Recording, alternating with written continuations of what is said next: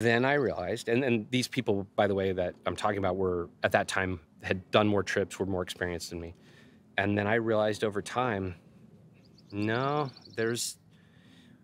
when it comes to, so I have this thing called the violence scale, which is totally arbitrary. I made it up, but the violence scale is a 1 through 10 scale.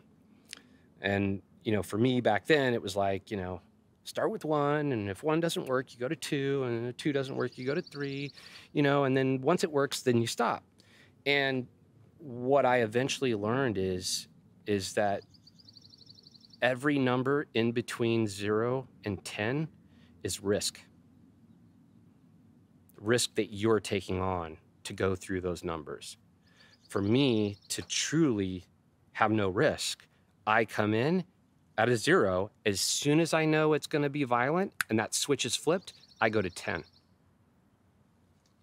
Because the reason is, if they go to a higher number before I do, I'm dead. They win, I lose. So you learn over time, you have to be absolutely when it comes to violence and it comes to that game, everything in between 1 and 9 is just you opening yourself up to lose. And it goes like fighting, and I'm not talking about boxing or like real fighting.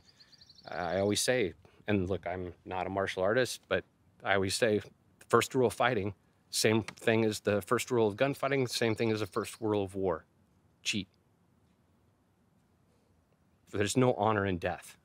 The freaking first, there's no rules. No one, it's war. Fuck you.